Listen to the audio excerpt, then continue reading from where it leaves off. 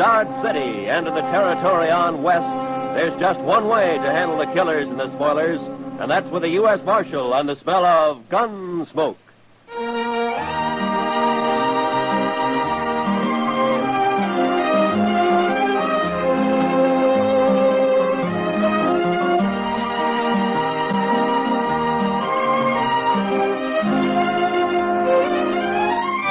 Gunsmoke, starring William Conrad. The transcribed story of the violence that moved west with young America. The story of a man who moved with it. Matt Dillon, United States Marshal.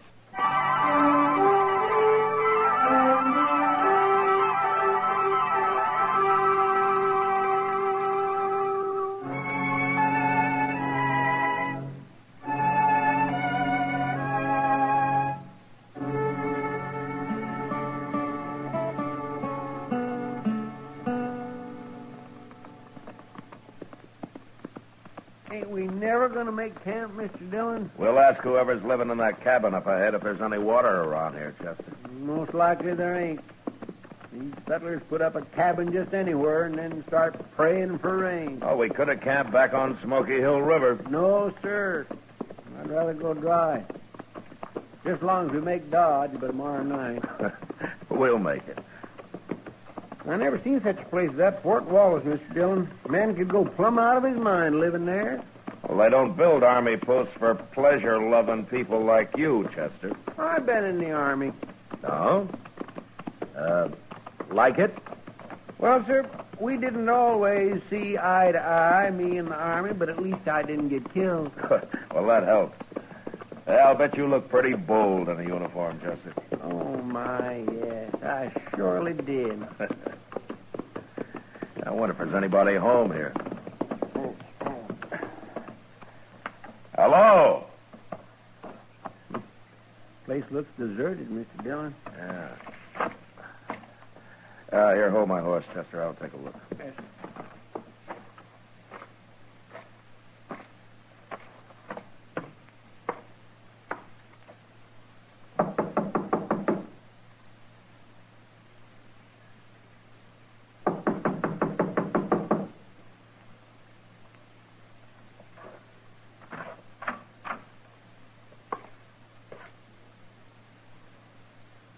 Ain't nobody home? There's a man in here, Chester, lying on the floor. What? He's dead. Somebody killed him.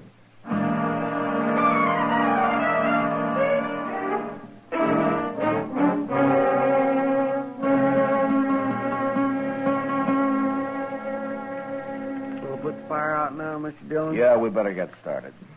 Looks like rain this morning. Yeah, it's too early to tell for sure. Too bad we don't know that fellow's name, Mr. Dillon. Sure do hate to bury a man and not even put a marker on his grave. I'd rather know the name of the man that killed him. It's awful easy to get by with killing a man way out here. Yeah, too easy. Say, look over there, Mr. Dillon. Yonder comes a couple of riders. Yeah, I see him. What do you suppose they're carrying rifles for? Stand over there, Chester, about 10 feet from me, huh? Yes, sir. And keep the hair out of your eyes. Yes, sir, I will.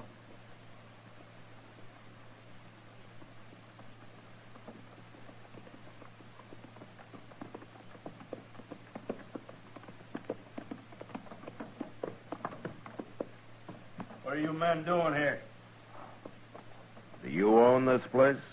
I wouldn't live in a shack like that. We got a real house over on Turkey Bend. But that don't answer my question, mister. What are you doing here? We found a dead man in the cabin there last night, so we stopped to bury him. A dead man? That must have been Riley. What happened to him? He got shot. Who'd have shot a nice fellow like Bob Riley? Maybe they done it, Deaver. They probably did. You think we ought to hang him? It'd be easier to shoot him and leave him here as a kind of a warning. Yeah, good idea, Giles. You move that rifle 1 inch, mister, and you'll die for it. Now go ahead, mister. You're calling it. It ain't worth a chance. All right, mister. Whoever you are, you and your friend get mounted and ride out of here. You're Giles, huh? And Deaver? That's right. We don't want people around here. Might get an idea to settle down. Now, you two start riding, and right now. Chester, Yes? that coffee you made this morning was weak as well water. Get that fire going again and build some more, huh? Okay. Sure got a lot of nerve, mister. He don't even blink. Deaver, look at him. We'll be by here later, mister. We won't ride up so close next time. You better be nowheres around. Come on, Charlie.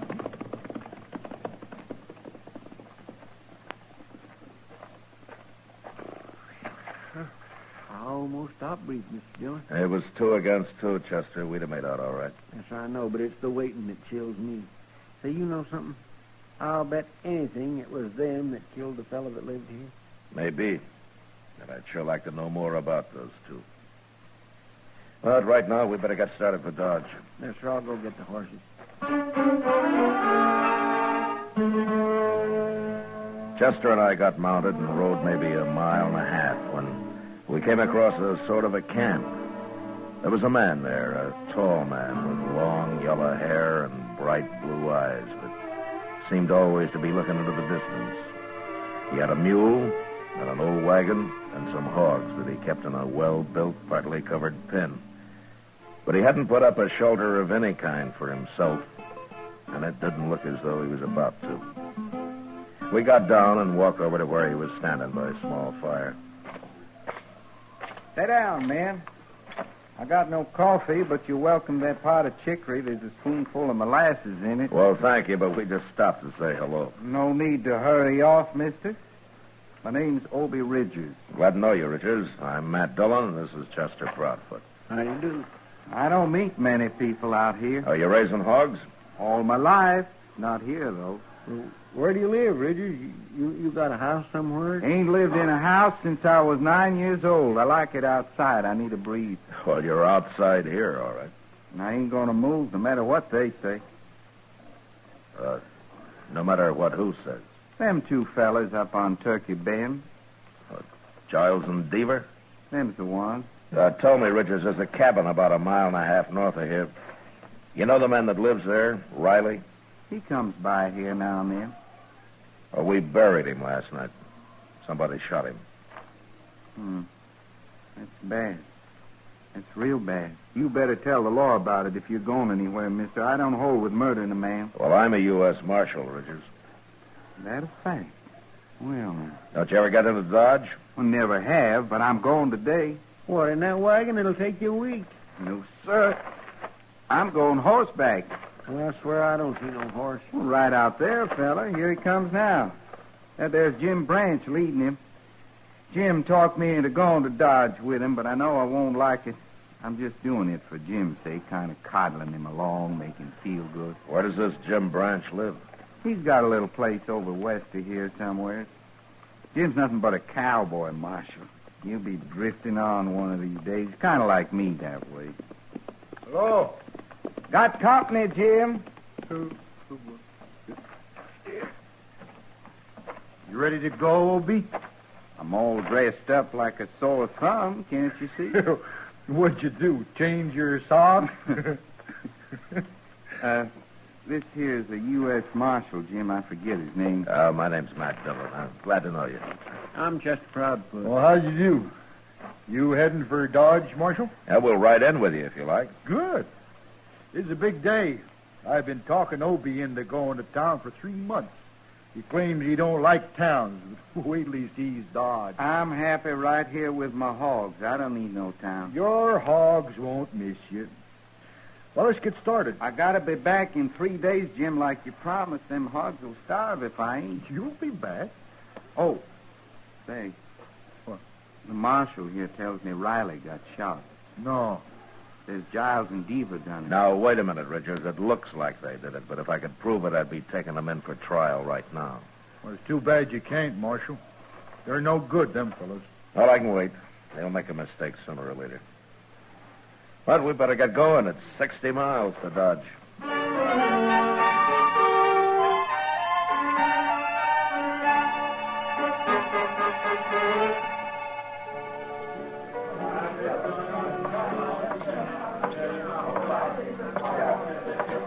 Good evening, Kitty. Sit down, Matt. You want a drink?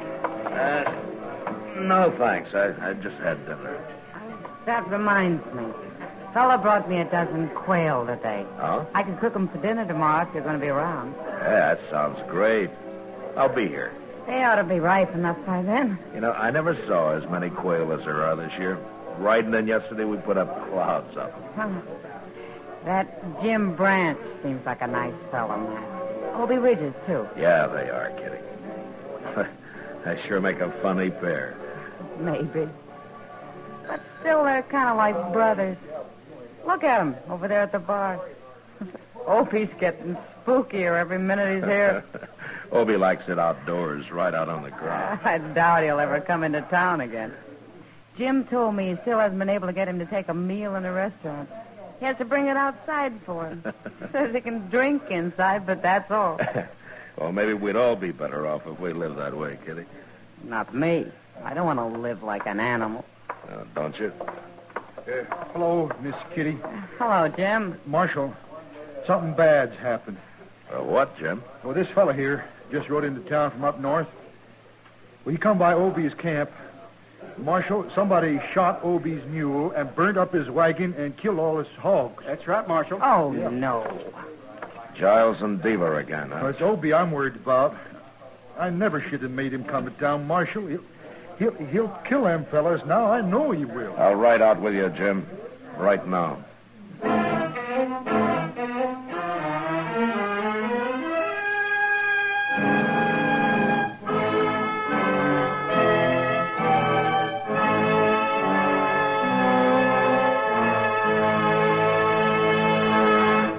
We will return for the second act of Gunsmoke in just a moment. But first, this coming Tuesday night on most of these stations, CBS Radio turns John Lund loose on his latest case of yours truly, Johnny Dollar. In the Woodward Manila matter, Dollar launches a search for a missing man and a missing fortune. And when the chips are all totaled up, the missing man and the missing money, each somewhat depleted, are accounted for. Don't forget, this Tuesday night at the Star's address, yours truly, Johnny Dollar. now the second act of Gunsmoke.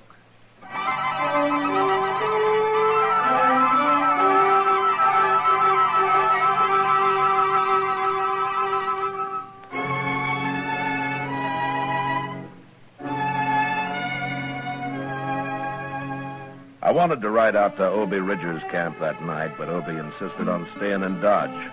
He even tried to have a good time for Jim's sake. Next day, however, on the ride up, he just sat his horse and stared straight ahead and never said a word. We reached his camp after dark, and we could see his mule and his hogs lying there in the moonlight, and the remains of his wagon, charred and ghost-like. There was nothing we could do then, so we lay down on the ground and went to sleep. But that was our worst mistake, as I discovered when Chester woke me next morning. Obie had disappeared, and he'd taken his rifle with him. We saddled up and rode for Turkey Bend. How much farther is it, Jim? Just beyond them trees, Chester. I told you Obie was going to kill these fellas, Marshal. Well, maybe they're not here. If they're not, he'll find them. So let's pull up.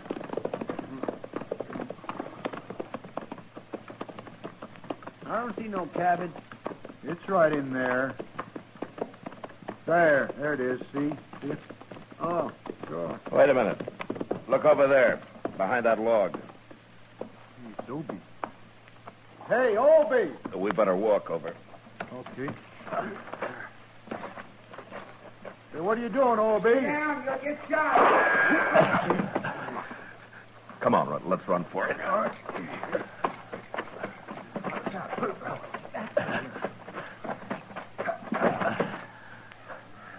Beaver in there. I got him trapped. Look, Obie, I'll handle this. You can't kill these men. I done killed Giles already. That's him laying right by the door over there. Oh, Obie, you Blew did. the top of his head off. Obie, I gotta put you under arrest. Now, give me your rifle. Wait till I kill Beaver. I can't hang twice. Give me that rifle, Obie. Now. You mean it, don't you? I do.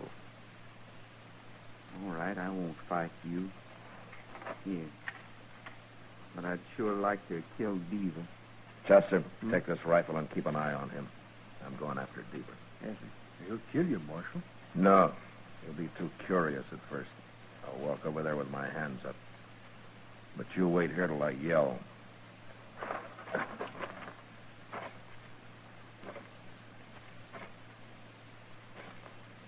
Deaver! Don't shoot. I want to talk to you. That's far enough. Come outside.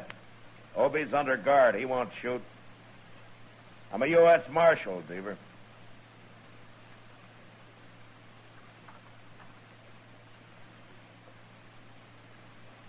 You're the feller we run into the other day up at Riley's cabin? I am. Now come on out. Thought there was something about you. I got Obie under arrest, Deaver. He admits killing Giles here. You killed him.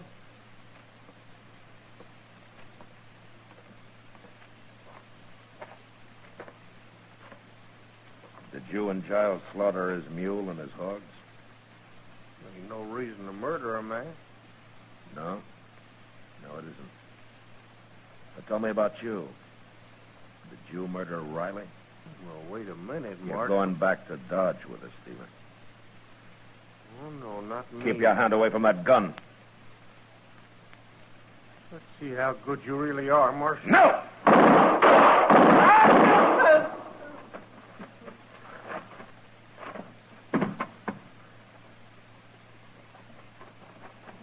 Dillon, good for you, Marshal. Good. You killed him. Now they're both dead. Yeah, they're both dead. But you murdered one of them, Obie. Jail. I can't go to jail, Marshal. I'd go crazy. I'd go crazy in jail, don't you understand? I can't go to jail.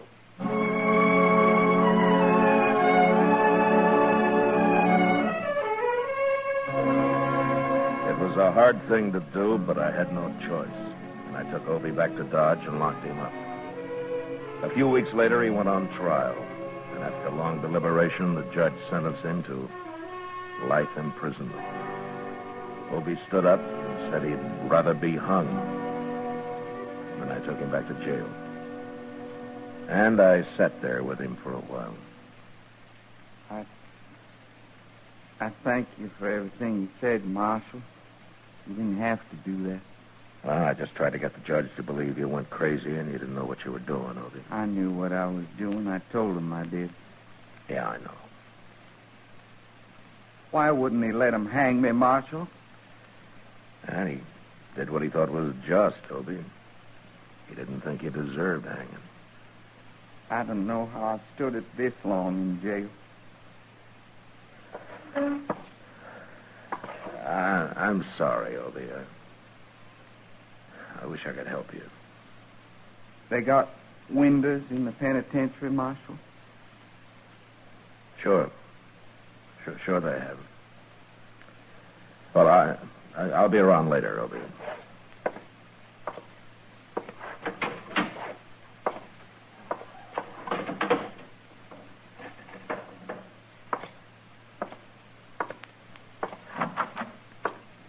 How's it taking it, Mr. Dillon?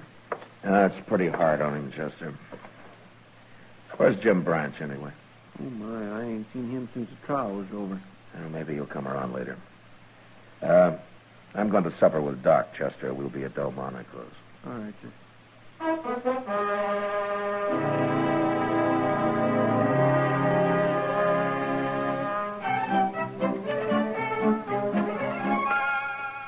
Well, a man like that could go crazy.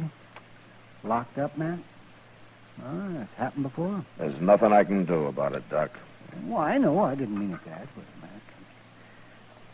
Matt. Pass me the beans, will you? These are peas, Matt, but you're welcome to them. All right, peas. Peas, then. Thank you. Well, why don't you take a vacation, Matt? You know, go back east somewhere, kind of like St. Louis or Kansas City or someplace like that. Maybe I don't like towns either. Well, that's just what I mean. You need a vacation, all right. Oh. Yeah? Well, if I were a rich croaker, maybe I could take one. Rich Croaker. Croaker? Oh, man. Oh, Croaker, man, how could you say... All right, man, Doc. would you go- Take it well, easy, well, Doc. You'll bust something. It's a fine thing when a mere policeman can insult the noblest profession known to man. I was insulting you, Doc, not the profession. Oh, Croaker. Oh, I might have known what it'd be like having supper with you tonight. I'll buy you a drink after, huh? How's that? Well, I don't know. Well, I'll think about it. Mr. Dillon, What's the matter, Chester? Obie Ridgers, he's dead. What? I heard a shot out back, and I run into his cell, and he was laying there dead. There's a gun on the floor. I don't know where he got hold of it. You better come look.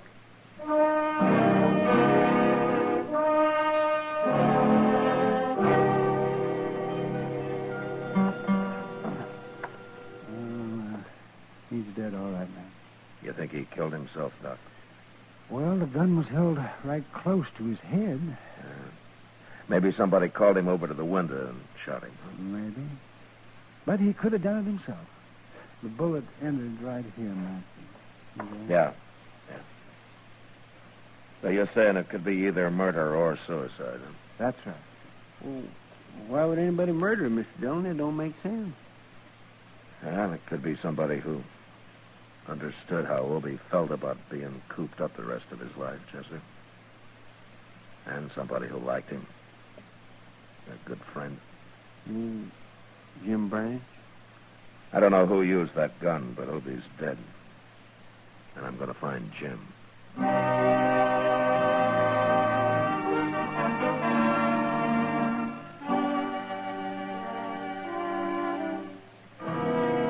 Jim Branch wouldn't talk one way or the other. So I charged him with both murder and abetting a suicide, and he was brought to trial. The trial didn't last long due to lack of evidence, and Jim was free. He left the country soon after, and I never heard of him again. And as Kitty had said, he and Obie were kind of like brothers.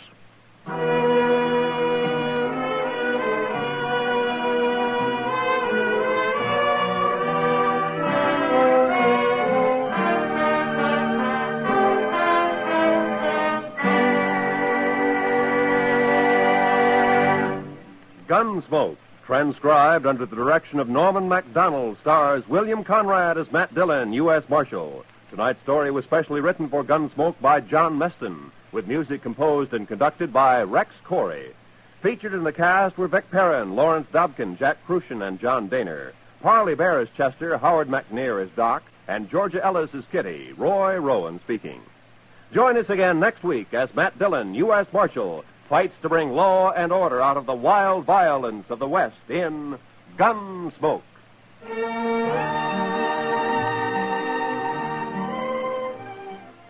From all corners of the globe comes the news, edited and reported for your listening pleasure on CBS Newsroom Sunday Desk, every Sunday afternoon on most of these same CBS radio stations. 3 top reporters bring you the latest up-to-the-minute news in their specialized fields. Dick Joy tells you about news at home and overseas. Tom Harmon handles sports, and George Fisher reports the Movieland news. That's CBS Newsroom Sunday Desk, tomorrow at the Star's address. Eve Arden as Our Miss Brooks teaches you how to laugh tomorrow on the CBS Radio Network.